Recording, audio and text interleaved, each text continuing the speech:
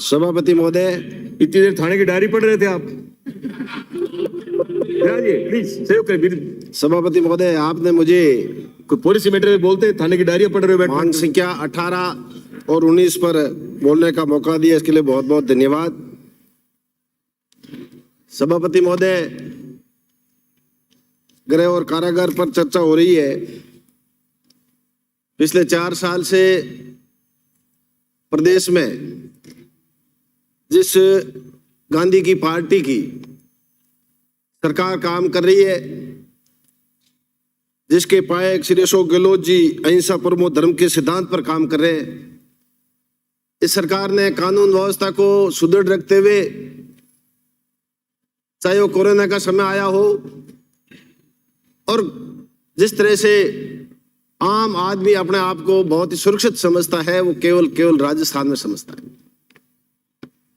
जिस तरीके से मैं लगातार 3 घंटे से सुन रहा था, छुटपुट घटनाओं का जिक्र हमारे विरोधी साथी कर रहे थे, वो अवसर इन लोगों को कभी नहीं दिया। जब हमारी सरकार आई, रावड़ा गड़साने की किसानों के साथ जो घटना हो, गुजर आंदोलन में घटना हो, ऐसा कोई अवसर इनके पास कभी इनको मौका नहीं दिया, जिसलिए इन्वेस्ट राजस्थान की बड़ी बड़ी कंपनियां भी एमओयू करने के लिए राजस्थान आती है इन्वेस्ट करने के लिए। ये विश्वास किसी ने दिया है? राजस्थान की सरकार ने दिया है। आज पिछले बजट से लगातार पुलिसिंग में नवाचार करने का माननीय मुख्यमंत्री जी लगातार प्रयास कर रहे हैं, क्योंकि आज के जमाने में साइबर अपराध बहुत ज्यादा हो गए।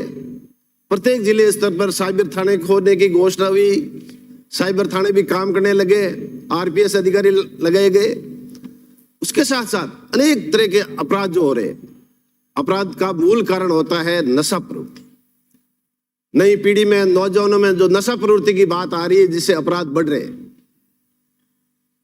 इसलिए मुख्यमंत्री जी ने उस नशा प्रवृत्ति को भी कम करने के लिए प्रत्येक जिले स्तर पर नशा मुक्ति का केंद्र खोलने की भी घोषणा इस बजट में करी है, ताकि नशा अपराध का मूल कारण होता है। ग्रामीण क्षेत्र में, ढाणियों में नशा अपराध करा के बैठ जाता है। इसलिए कई कदम सरकार ने उठाए और पहला प्रदेश है पूरे हिंदुस्तान के अंदर, माननीय सभापति महोदय, अनिवार्य एफआईआर दर्ज करने का पहला प्रदेश है पूरे हिंदुस्तान के अंदर। चाहे उसका परिणाम कुछ भी आए, एफआईआर दर्ज होनी आवश्यक है। इस तरह का चाहे मुकदमे की संख्या बढ़े, कोई परवाह नहीं करते हुए माननीय मुख्यमंत्री जी ने फैसला किया। इसी बजट में प्रदेश में शांति सद्भाव का संदेश घर घर कैसे पहुंचे, इसको लेकर के 50,000 महात्मा गांधी सेवा प्रेरक बनाया जाना माननीय मुख्यमंत्री जी ने घोषणा करी है, ताकि जो हर शहरी और गांव ढाणी में, वार्ड में जाकर के वो प्रेरक बनेंगे, पुलिसिंग की मदद करेंगे, जिससे अपराध कम हो, अपराध की जानकारी त्वरित रूप से मिले, अपराध की तफ्तीश त्वरित रूप से हो। इस तरह से कई नवाचार माननीय मुख्यमंत्री जी लाए। इसलिए प्रदेश में आज शांति व्यवस्था, कानून व्यवस्था बहुत सुदृढ़ है। अप्रिय घटना घटित होने पर त्वरित कैसे पहुंचे, इसको लेकर भी माननीय मुख्यमंत्री जी घोषणा करेगी। 500 पुलिस मोबाइल का गठन होगा, जो सर्विस मॉडल यूनिट्स 108 एम्बुलेंस की तर्ज पर काम करेगी, ताकि त्वरित आदमी को उसको न्याय मिल सके। त्वरित कोई घटना घट जाती है, उसको हाथों हाथ उसका न्याय मिल सके, इलाज की जगह इलाज हो सके। इस तरह के अपराध के साथ साथ किसी को घटना हो जाए, चोट ज्यादा आ जाए, तो भी उसका साथ साथ इलाज हो जाए, ऐसा नवाचार माननीय मुख्यमंत्री ला रहे हैं। अब एक कमांड फोर्स पहले से काम कर रही है पूरे प्रदेश के अंदर, उसके सीसी कैमरों की संख्या भी 5 लाख बढ़ाई है। इस तरह के कई तरह की, इस तरह के एक ड्रोन की कैमरा भी काम करता रहेगा, इस तरह के, ताकि कोई अपराध हो, चोरी की घटना, कोई वारदात हो, तो त्वरित मुलजिम पकड़ में आ जाए, कानून व्यवस्था मजबूती हो। इसलिए एडिशनल एसपी ऑफिस हो, डीवाईएसपी ऑफिस हो, थाने हो, चौकिया हो, अनेकों सरकार ने खोले पिछले 4 साल में। इसलिए कानून व्यवस्था राजस्थान में, पूरे हिंदुस्तान की पुलिस की कानून व्यवस्था मजबूत है। इसलिए आज पुलिस की कोई भी शहर में हर आदमी यूपी से, हरियाणा से, दिल्ली से यहाँ बसना पसंद करता है। पसंद इसलिए करता है क्योंकि यहाँ कानून व्यवस्था माकूल है।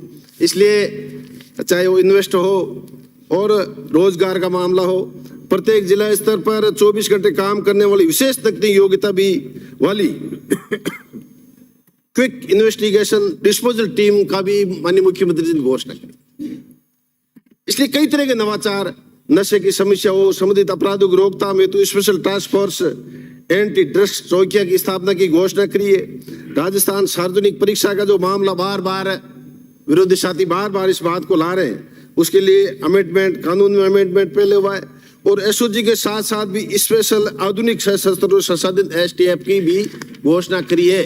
इतनी मजबूत तरीके से हर जगह पेपर लीक हो रहे, दूसरे प्रदेशों में भी माननीय सभापति जी हो रहे, लेकिन राजस्थान में जो जिस तरीके से कानून में संशोधन लाने की बात हो, चाहे स्पेशल फोर्स की गठन करने की बात हो, एसओजी के साथ साथ में जो मजबूती से जो अपराधी सलाखों के पीछे जा रहे हैं, धड़ाधड़ जा रहे हो, केवल मात्र राजस्थान में है। इसलिए सरकार को मैं धन्यवाद देना चाहूंगा, माननीय मुख्यमंत्री जी को धन्यवाद देना चाहूंगा, जिस तरीके से पुलिसिंग एक अपराधियों के प्रति लोगों के और पुलिस के प्रति लोगों का एक भाव हो, सुरक्षा महसूस करे, ऐसा महसूस होना सरकार की बहुत जिम्मेदारी से काम हो रहा है। जिसके साथ साथ दूसरा मैं कहना चाहूंगा कि कई बार मेगा पुलिस स्टेशन की बात होती है, परिकल्पना ही मात्र है जिसमें ऐसा हो। मेरा एक सुझाव है सभापति महोदय कि लॉ एंड ऑर्डर की विंग अलग हो और अपराध की विंग अलग हो, ताकि समय उसको वही साधन और समय त्वरित कार्य हो सके। दोनों विंग अलग अलग हो जाओ, लॉ एंड ऑर्डर की और अपराध की, क्राइम की, ताकि व्यवस्थित रूप से काम हो जाए, त्वरित रूप से काम हो सके। यह भी मेरा सुझाव सभापति महोदय रहेगा।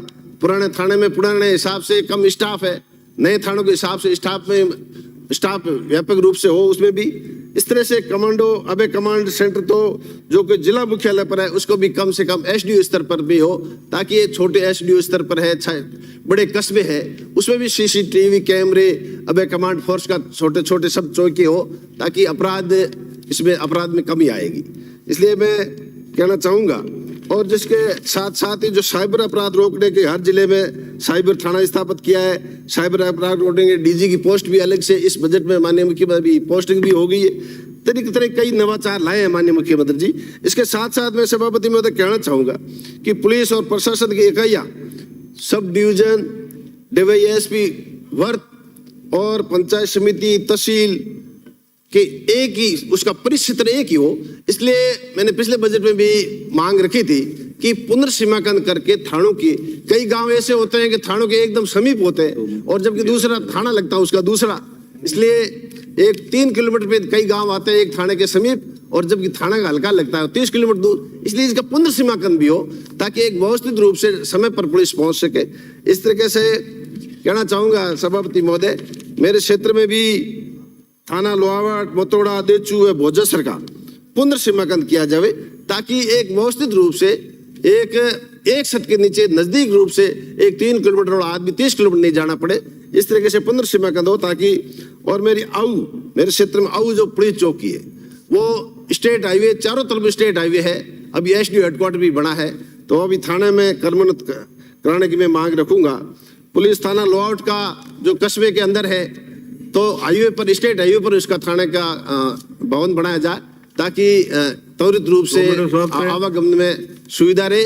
इसी के साथ साथ आप सबसे सभी लोगों जो अपने बड़े विचार रखे, इसमें मेरा विचार है कि जो ये अनुदान मांग 18 है, इसको पारित किया जाए, और जो पुलिसिंग व्यवस्था में एक नवाचार माननीय मुख्यमंत्री जी लाए हैं उसका मैं स्वागत करता हूं और इसको मांग के समर्थन में मेरी बात रखता हूं। धन्यवाद। जय हिंद। श्री पुखराज गर्ग।